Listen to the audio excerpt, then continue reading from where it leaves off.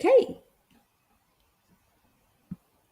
I'm back. And so, yes, so for the first workshop, you were given a complimentary pattern, which is what we demonstrate, as well as the video. So again, in the featured area where it has all the featured posts, you'll find that if you scroll over. We also do a knitting challenge. So whatever we're demonstrating, we challenge you to do that this week and practice. And then we finish with those people who want to share what they learned or insights or share gratitude.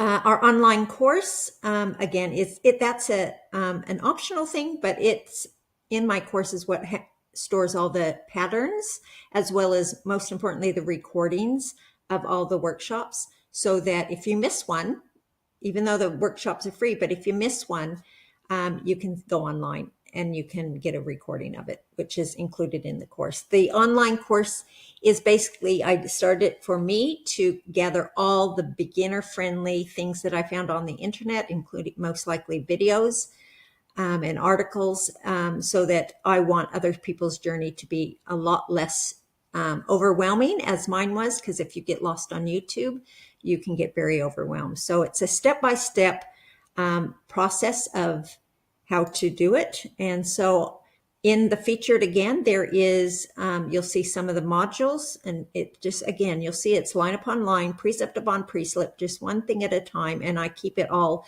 in beginner language and just the beginner kind of things that you need to know. And once you know the beginner stuff, then you can really have fun to do other things. So here's some more things. There's knitting resources. So other groups or other workshops or podcasts that you can follow as long. So I'm just one place that you will be a support to you. But there's other ones. Just be aware that when you go on other maybe workshops of other groups, that they're most likely, because I attend some of them, they're generally not beginner.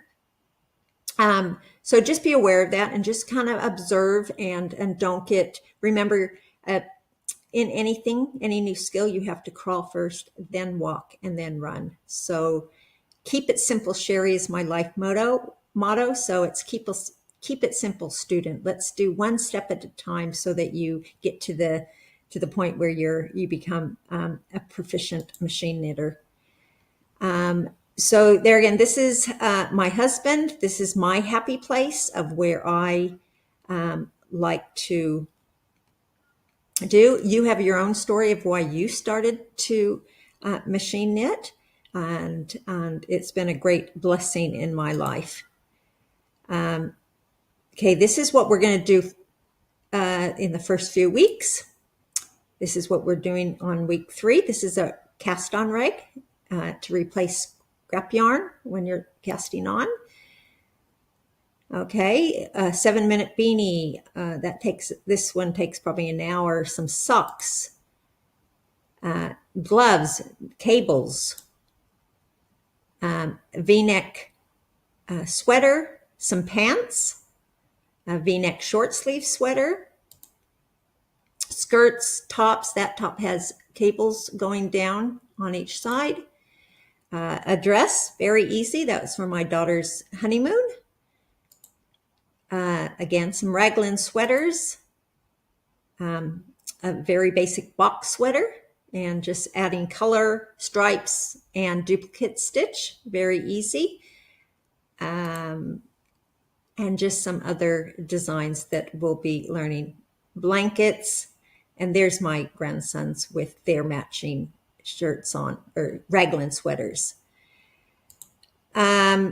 Also, we'll be having probably 1 or 2 workshops on circular knitting machines. That's how I started, with circulars, and then I realized I wanted something bigger because it only does a panel so big, and I wanted bigger, so I went to flatbed. But you can have a lot of fun and teach your kids and grandkids on those.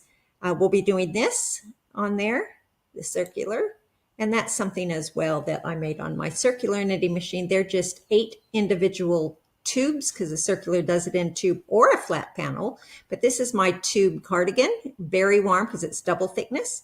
So anyway, this invite